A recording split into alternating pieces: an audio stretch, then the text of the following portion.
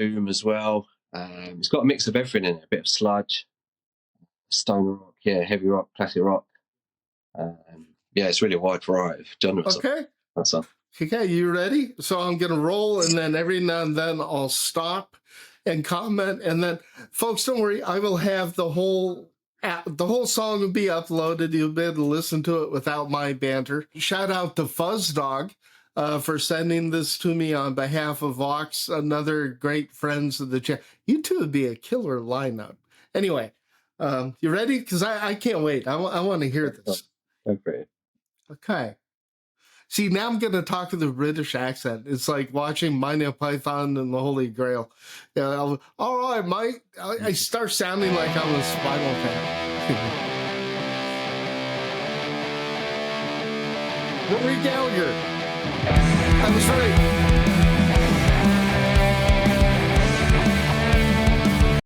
What the fuck? You can't do that.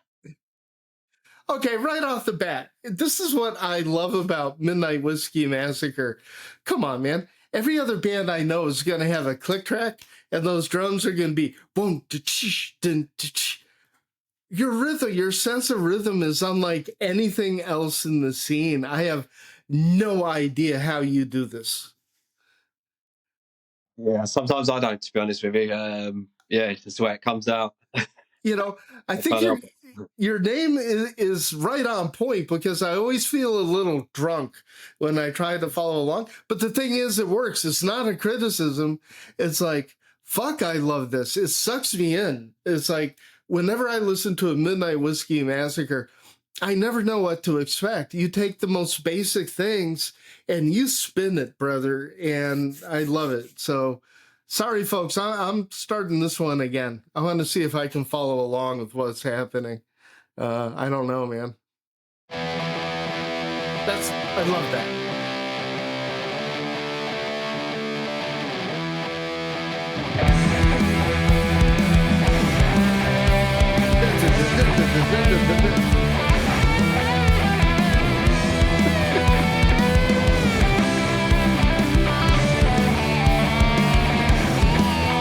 It's almost like the drums are in 6/8. So you have this is a drum machine, or did you get a real drummer? No, this is a session drummer. I found Brandon. And it's so hot. Again, he's not doing 1, 2, 1. He's going da da da da da da da da da. Yeah. It's genius. I love this shit.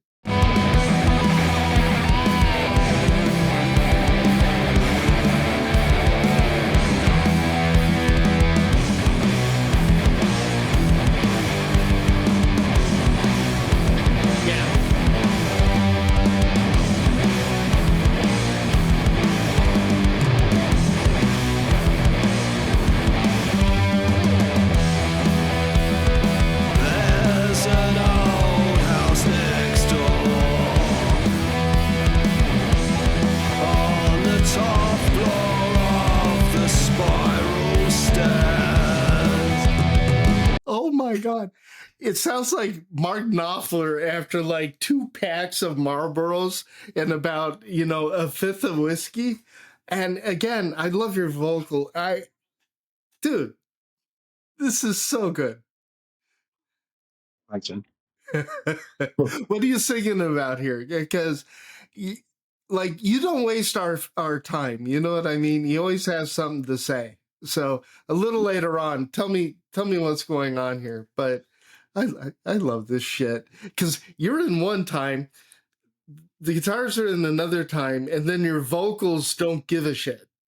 And I think I just think it's great.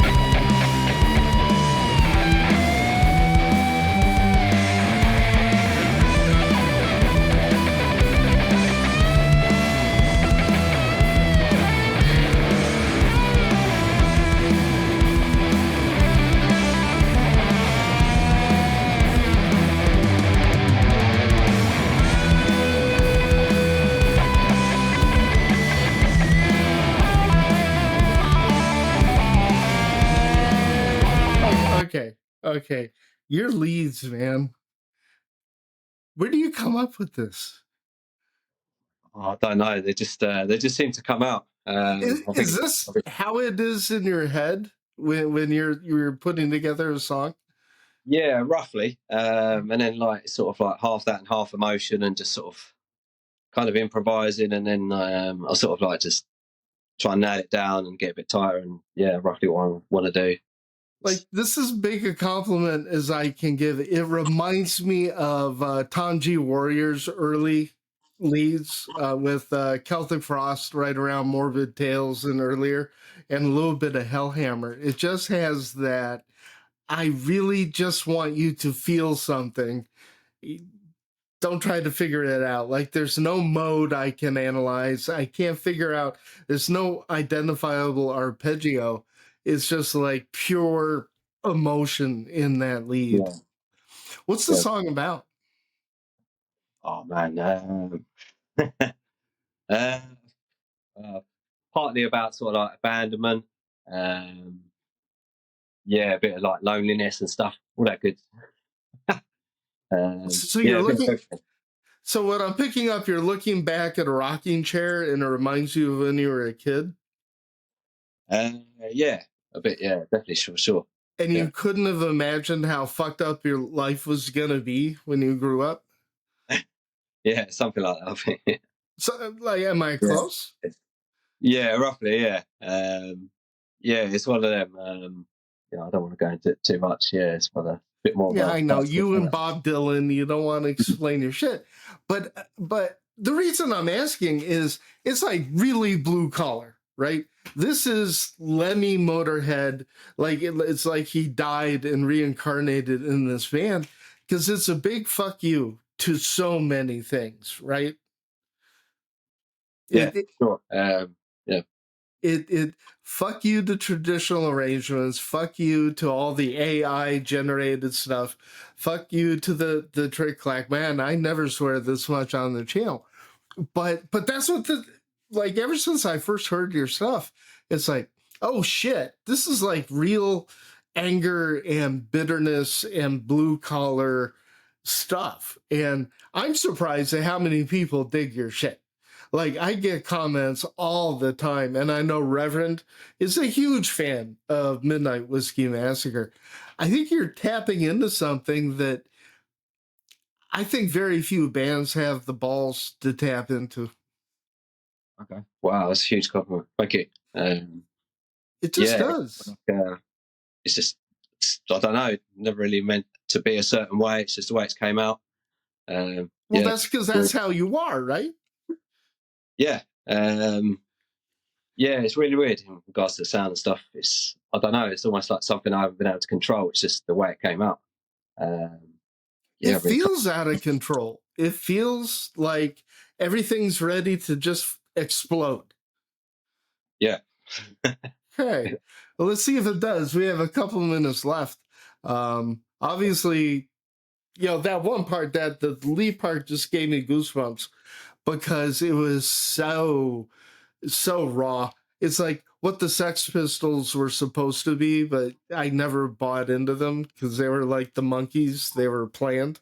This is like, love it. Love it. It's more punk than most punk I ever hear.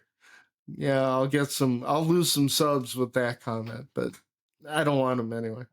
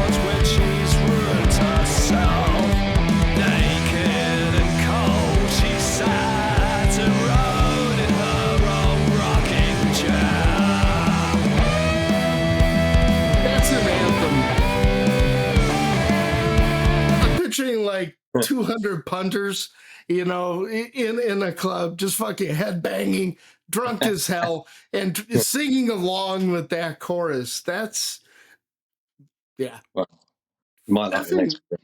I think you can't make this shit up.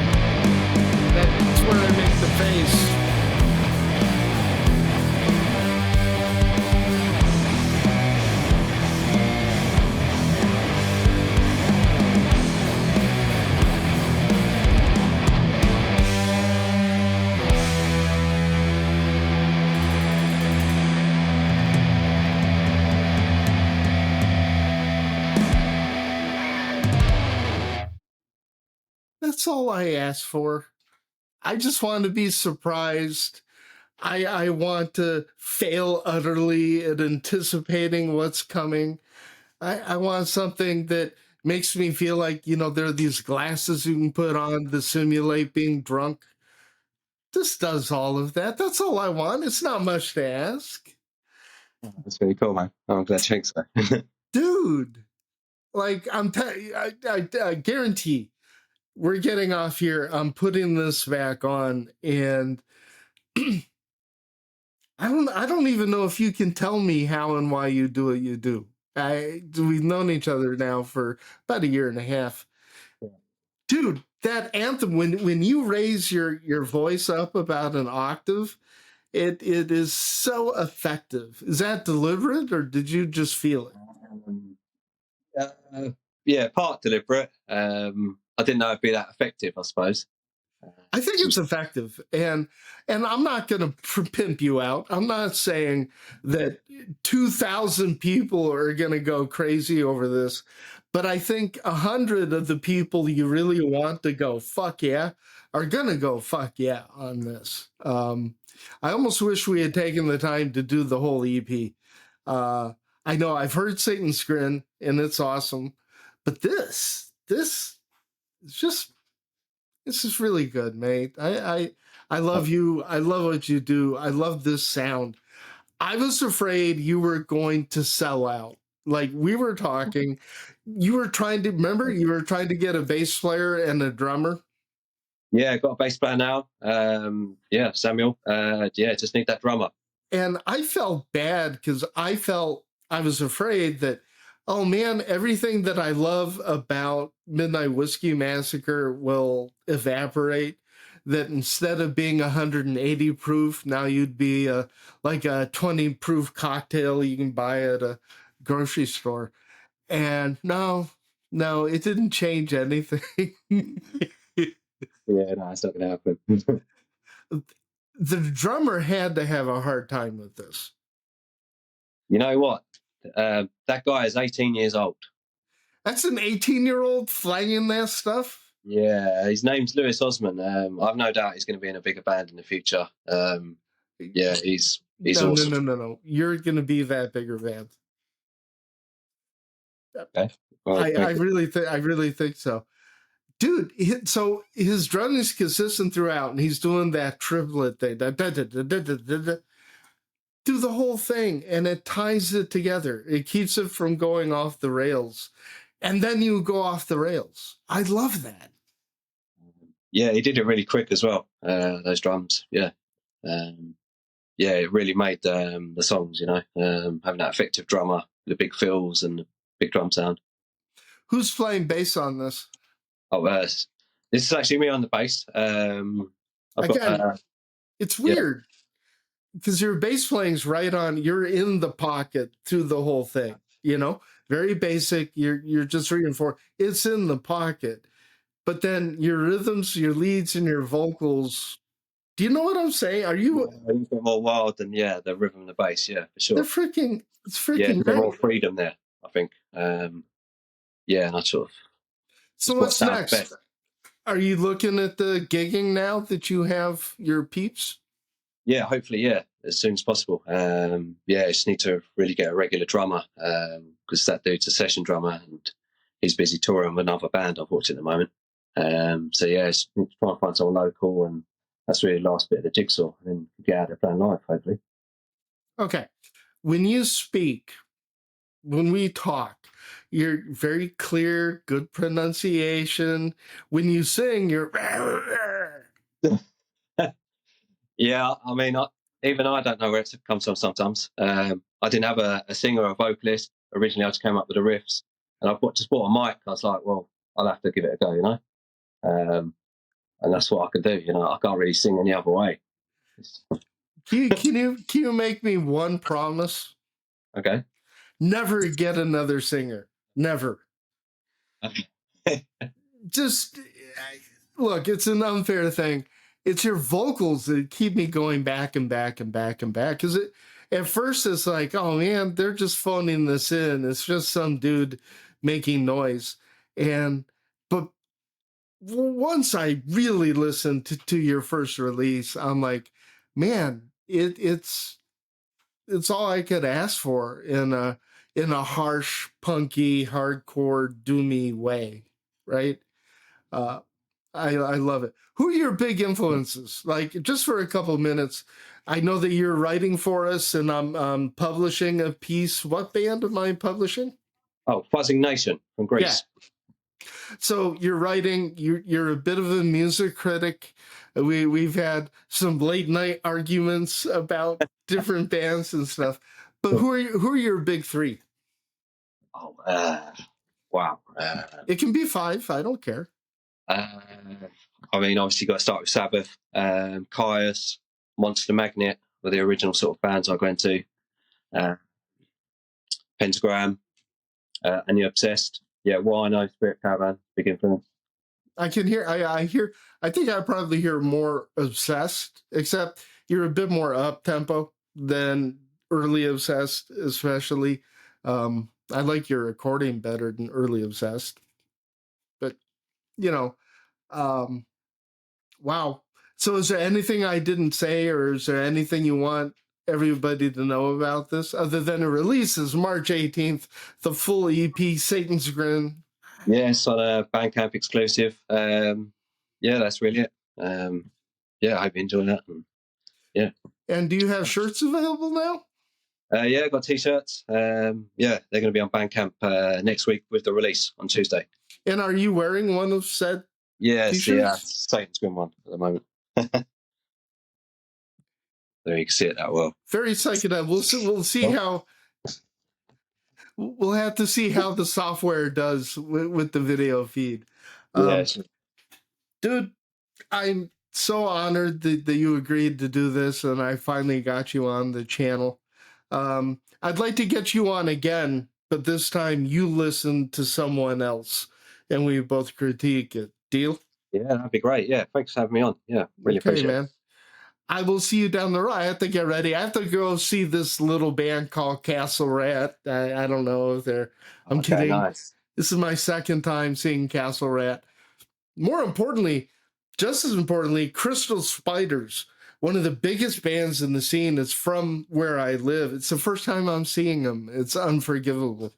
Okay, cool. So big show tonight. What are you doing tonight?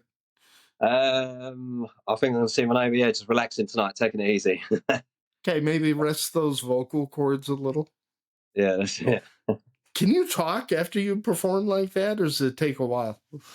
Yeah, no, it's okay. Yeah. Okay, brother. It's good to see you again. I'm sure we'll talk again in a couple days. Nothing but love and nothing but luck on this release. Yeah, I'm going to push it hard. I think you're giving something in the scene that is sorely missing, and you just fill a void that I think needs to be filled. So, congratulations, man. Well, thank you very much for your kind words, and yeah, thanks for having me on. Thank you.